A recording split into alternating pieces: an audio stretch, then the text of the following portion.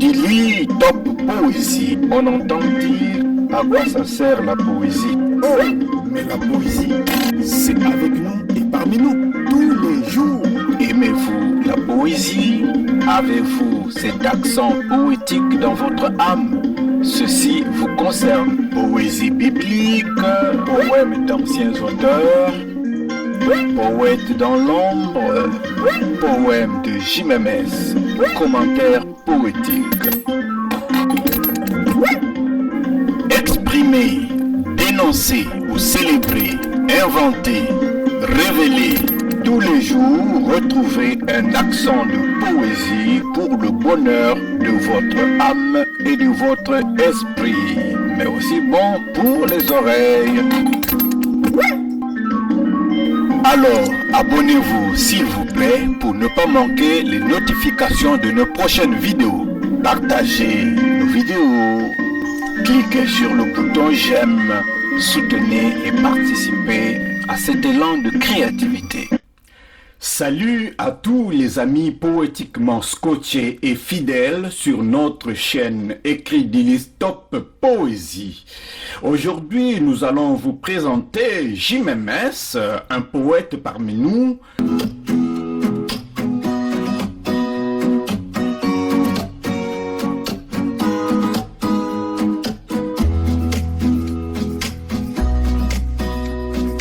J'écris du lit top poésie. On entend dire à quoi ça sert la poésie. Oh, mais la poésie, c'est avec nous et parmi nous tous les jours.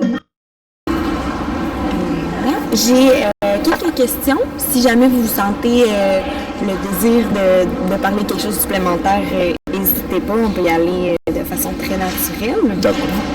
Êtes-vous prêts? On peut aller. Donc, première question un peu plus historique. Ça fait combien de temps que vous écrivez de la poésie? Moi, j'écris depuis très longtemps. Depuis longtemps? Depuis l'âge, si je me souviens bien, j'étais en 6e année. OK. Du primaire? Oui, du secondaire. Parce que le secondaire a deux niveaux, non? Oui. Le collège et le lycée. Oui. Voilà. Donc, j'avais, je crois, entre 14 et 15 ans quand je commençais à écrire. OK. Ben, j'avais commencé autrement par d'écrire, faire des petits textes, des textes un peu à l'instar de ce qu'on lisait en classe, parce qu'on a toujours des extraits de textes dont on fait lecture dans les classes. Donc, à l'instar de cela, je me disais, moi aussi je peux écrire des textes. Et c'est comme ça que j'observais la nature et que je décrivais simplement la nature. Des textes plus descriptifs. Descriptifs. Ouais. Mais quand vous regardez la nature et que vous imaginez ce que ça vous représente, vous n'êtes pas très loin de l'inspiration poétique. Mais oui, tout à fait. Voilà. Donc c'est comme ça que j'ai commencé. Je me souviens toujours de ces premiers jalons, mais sauf que j'en ai perdu vraiment Vous les avez pas conservés? Parce que je n'ai jamais imaginé ce que ça pouvait devenir et puis bon, j'ai perdu tout ça. Ça fait partie du processus quand même. Oui. Vous en Exactement. rappelez. Donc c'est ça a commencé donc, dans les 14-15 ans? années entre 75 et 76. OK. Ouais. Puis depuis ce temps-là, 1975-76. Vous n'avez jamais arrêté depuis ce temps-là? Depuis là, je n'ai jamais arrêté. Quand je suis arrivé au lycée, j'ai voulu donc rassembler beaucoup de ces inspirations de ces textes que j'écrivais. Et j'avais cru intituler cela Verdure lunaire. En lien avec la nature, donc. Oui, donc je me disais un être doux comme la verdure et solitaire comme la lune. C'est comme ça que je me disais. Mais après, parce que ça c'était comme un fourre-tout, j'ai voulu dissocier ce qui est devenu aujourd'hui, ce que dit la bouche du temps, et ce qui est devenu maintenant les Blandins du cœur, sont devenus les Blandins du cœur. Et puis d'autres choses comme un petit rayon qui passe. Voilà, donc finalement, ces premiers jalons de verdure lunaire se sont disloqués.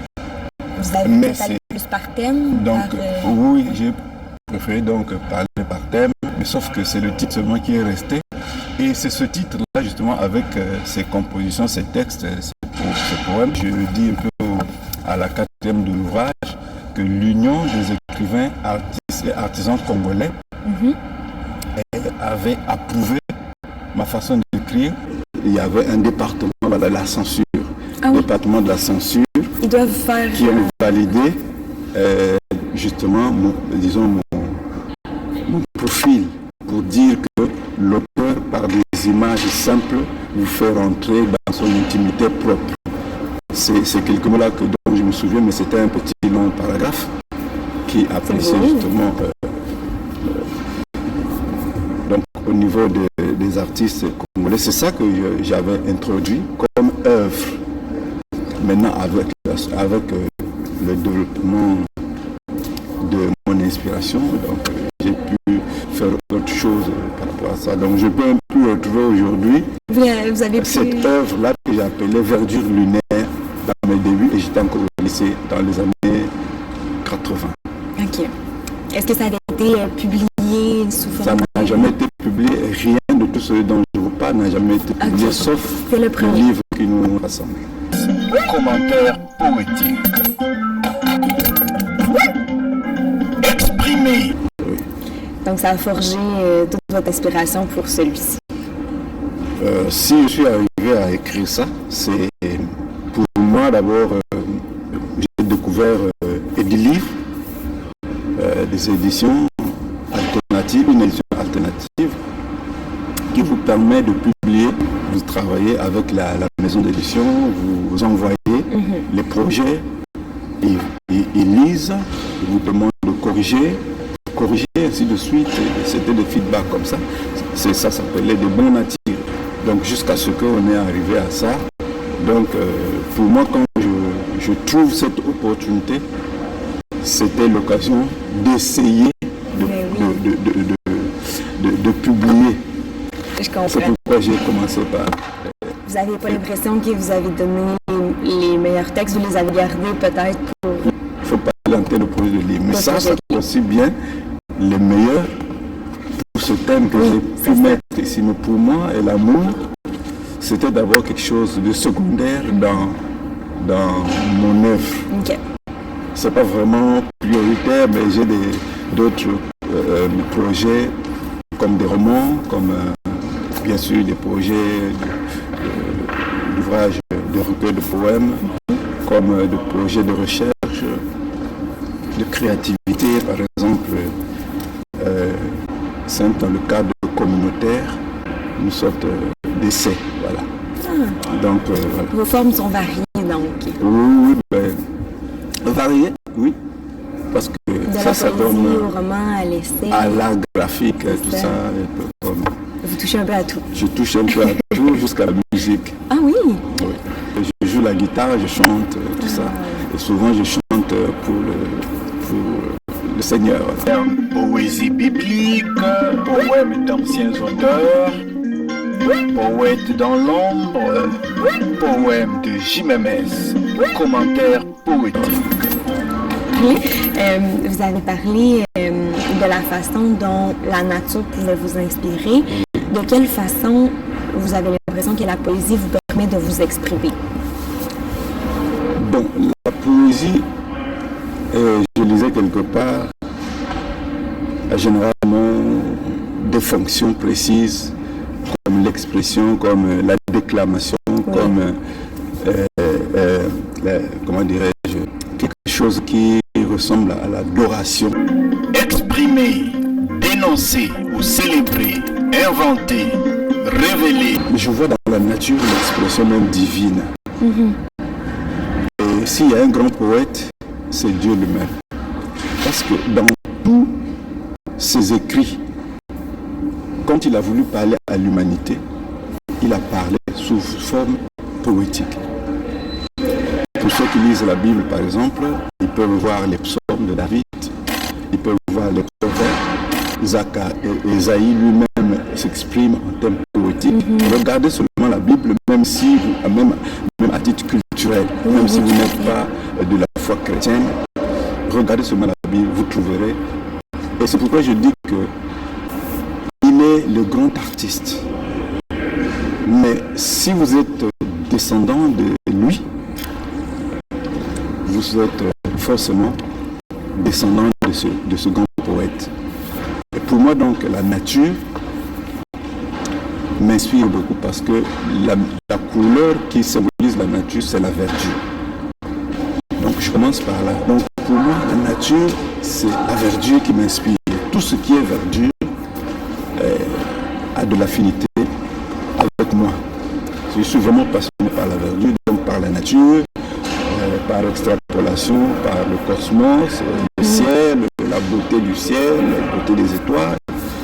C'est vraiment poétique. Il n'y a pas une meilleure façon de décrire tout ce qui nous entoure, qui touche aux sensations, qui touche au psychisme, que de parler de cela en termes poétiques. Je ne sais pas si j'ai répondu, mais c'est comme ça que la nature c'est très bien. Et là, en quoi la forme poétique en elle-même, vous avez parlé de la forme poétique qui était venue naturellement, là, vous parlez par exemple dans la Bible. Est-ce que la forme poétique en elle-même, comparée aux autres formes que vous écrivez, vous permet d'exprimer quelque chose de différent, ou vous avez l'impression que chacune remplit quelque chose de... Oui. En écrivant des poèmes, je parle d'une manière que je ne peux pas parler par la prose. Par exemple, certains romans, des projets de romans autobiographiques que j'ai, c'est différent. Dans la poésie, je contracte la pensée par des images, par des métaphores. Oui. J'utilise souvent des métaphores, parfois c'est des images simples. Je contracte la pensée. Je fais de mon mieux et je choisis les termes que je trouve convenables pour exprimer ma pensée. Et ce qui pousse le lecteur à d'abord décrypter les mots pour comprendre la pensée qui est derrière ces mots-là. Et soit dit en passant, j'ai un projet de réécrire cet ouvrage en l'intitulant L'ébandon du cœur, décortiquer l'amour en poésie. Quand j'écris, je m'exprime différemment. Je suis obligé de contracter la pensée parce que pour moi, la poésie, ce n'est pas aussi banal. Ce n'est pas une expression banale, ce n'est pas une expression ordinaire.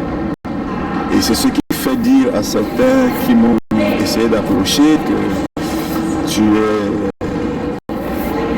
tu as un style un peu trop recherché. Maintenant, quand j'écris d'autres formes, telles que le roman, je suis obligé d'être prolixe. Donc, d'écrire, d'expliquer, d'expliciter, donner parfois des exemples plus dissibles, comment dirais-je, des expériences pour me faire comprendre le plus facilement possible. Et cela peut parfois amener des redondances. Quand on est... Mais moins dans la redondance, mais forcément ce n'est pas de la même manière de s'exprimer que l'on l'a dit avant. Après, on dit autre chose, mais à peu près la même pensée explicitée. Mais c'est tout différent. Même si en poésie, cela aussi peut apparaître comme les redondances ou les redites. Mais vous savez que les répétitions, les sonorités et tout ça, ça fait partie de la musicalité poétique. Mais oui, bien sûr. Donc la poésie... Parce que la poésie et la musique vont ensemble. Oui. Parce que le plus grand chanteur ou chante ne pourra chanter que s'il utilise la poésie. Il écrit d'abord ses textes, il les chante, la manière de toucher le cœur, la sensibilité du cœur et la musicalité, les symphonies qui accompagnent l'œuvre. La rythmique des mots est La rythmique des essentielle. mots et tout. Tout à fait. Parfois les rimes, comme les vers libres et tout ça. Est-ce que vous avez, quand vous écrivez, un endroit spécifique où vous vous installez? Est-ce que vous avez des habitudes? Est-ce que c'est n'importe où quand l'inspiration vous...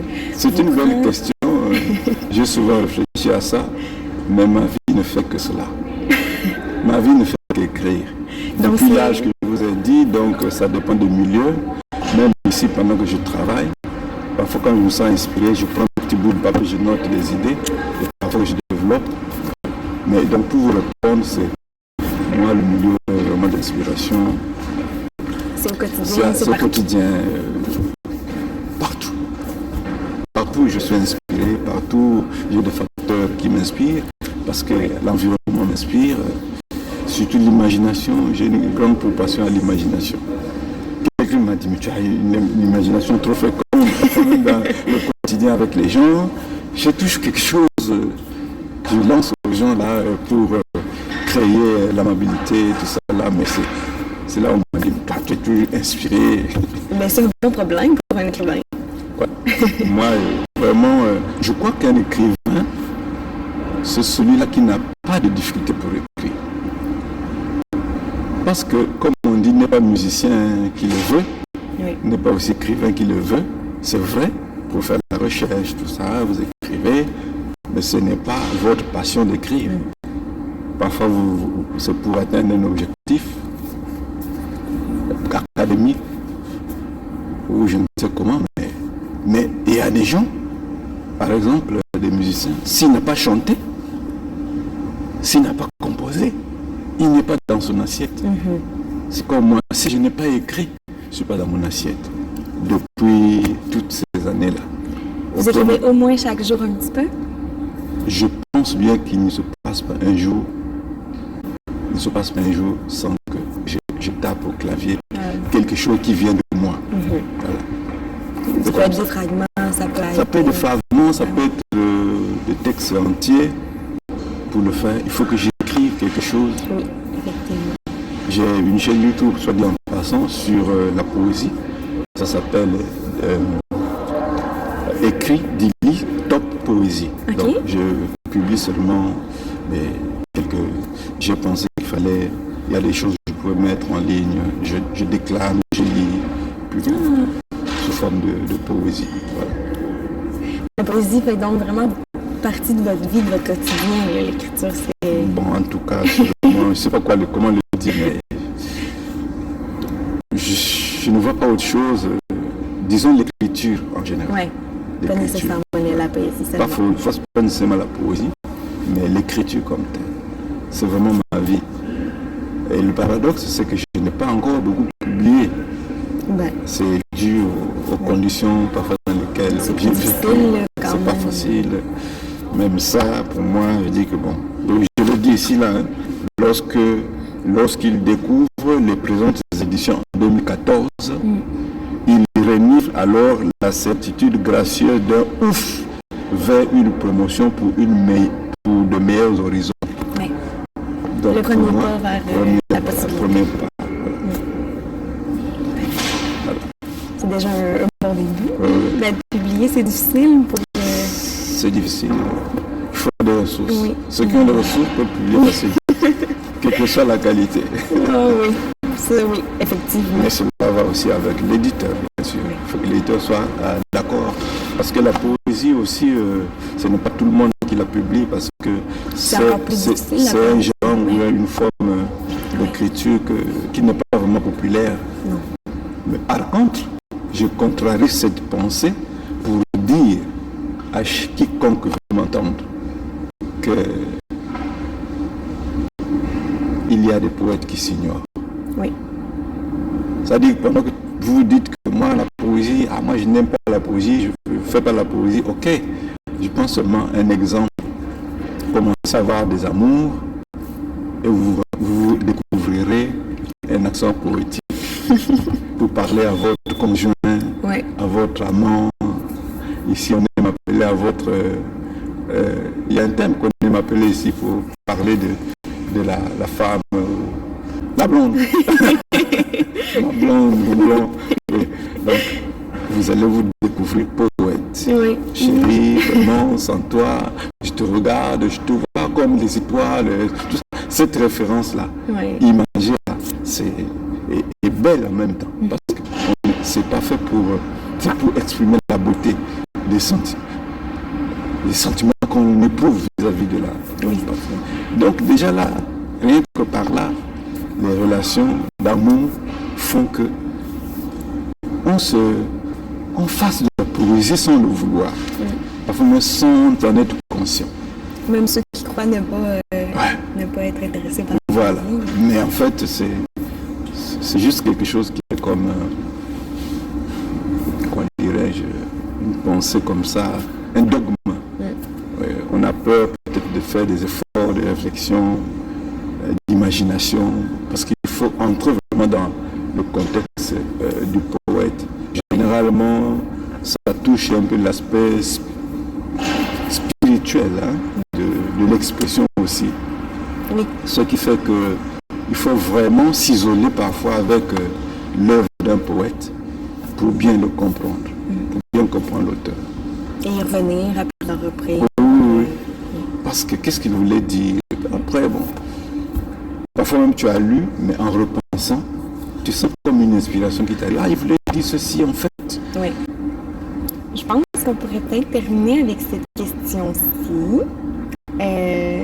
Est-ce que vous croyez que la poésie est nécessaire dans le monde? Et si oui, qu'est-ce qui en fait une expression importante pour le genre humain, si vous voulez? C'est ce que je venais de dire en fait. La poésie est toujours nécessaire. La poésie nous côtoie. Oui. La poésie nous côtoie, se révèle être nécessaire. Parfois nous l'utilisons dans les manifestations, dans les cérémonies, dans des événements. Quand quelqu'un par exemple prend une carte de vœux pour souhaiter des vœux, pour exprimer l'amour, pour souhaiter un joyeux anniversaire, on utilise toujours une expression pas que prosodique, pas que de la prose. Même si on n'a pas utilisé le vers classique avec des rimes ou le vers libre, mais même dans la prose, on peut trouver de la poésie. Oui. Une manière de dire élégante, imagée. Oui. Cette expression de sympathie que l'on dit pour magnifier un événement, pour célébrer l'une des fonctions de la poésie, célébrer un événement, célébrer un personnage. Ça c'est au quotidien, les gens le font tout le temps. Et c'est sans la poésie, je crois qu'il y a une partie de la vie qui serait vide. C'est comme cela que je vois, parce que tous les gens sont utiles. Vraiment sans la poésie, donc sans cette manière de parler à son prochain, je ne sais pas comment on allait exprimer les sentiments du cœur. Oui. Donc c'est pourquoi je trouve que c'est vraiment important. La poésie, c'est important, même si ce n'est vraiment pas populaire, mais c'est au quotidien. Moi, dans ma chaîne YouTube, je dis, on entend dire, c'est quoi la poésie? Je dis, la poésie, mais c'est avec nous et parmi nous. C'est très long. Voilà, donc c'est vraiment avec nous et parmi nous. Oui. Et si j'avais l'occasion, les moyens de promouvoir la poésie, je crois qu'il fallait des personnalités, des institutions comme les vôtres. J'avais lu une fois La fureur de lire. C'est une campagne qui était organisée, je crois, en France en ce temps-là, autour du livre. La fureur de lire. De l'objet? De lire, c'est-à-dire qu'il fallait promouvoir la lecture. Ils ont appelé cet événement-là la fureur de lire. J'aurais voulu qu'on fasse aussi la fureur d'écrire, la fureur de poétiser, la fureur de tout ça. Donc, redonner un peu au public le goût de la poésie. On ne peut pas s'en passer, je pense. Je suis assez d'accord avec vous. Ouais. En tant que rédacteur, on est de fervents défenseurs de la lecture et de la langue. Mais ce qui maintenant me caractérise, caractérise, j'écris maintenant plus que je ne lis. Oui, parce que dans mes débuts, je lisais les Victor Hugo, Lamartine, des écrivains de l'ancien... Les grands classiques. Chez nous, j'ai lu également certains écrivains du pays, comme Jean-Baptiste Tatilouta, Georges Miankenda. C'est même l'un de ceux qui ont accordé un avis favorable à mon projet, à l'UNEAC, donc l'Union nationale des écrivains artistes et artisans congolais. Oui. Et puis, il y a par exemple Marie-Léontie Chibinda. Et donc, je lisais beaucoup ces gens-là. Mais maintenant, le revers, c'est que j'écris plus que je ne lis. C'est comme si j'ai déjà avalé beaucoup de choses qu'ils ont écrites. Ça m'a beaucoup inspiré, que ça a déclenché cette course-là à l'écriture. Enfin, je me dis, moi-même, mais tu écris plus que tu lis les autres. Il y a des phases aussi. Mais quand même, j'aime m'intéresser aux autres, à lire aux autres, bien sûr. Merci beaucoup. C'est moi qui vous remercie. C'est vraiment agréable. Je vous trouve très inspirant et clairement, on voit que c'est quelque chose qui vous passionne, ça fait du bien. Sauf qu'on n'est vraiment pas entré dans le livre comme tel. C'est plus sur la question de votre parcours à vous, parce qu'elle intéresse de faire découvrir l'auteur en lui-même et par la suite de donner envie aux gens de découvrir vos œuvres grâce à votre poésie biblique, poème d'anciens auteurs, poète dans l'ombre, poème de JMMS, commentaire poétique. J'aime à me le dire moi-même que je ne veux pas de la popularité, mais je veux plutôt les retombées. Je ne veux pas être populaire, mais je veux que ce que j'écris soit lu et que le message qui est dans ce livre sur l'amour, ma vision de ce que je crois être le vrai amour, soit communiqué, entendu, puisse aider quelqu'un.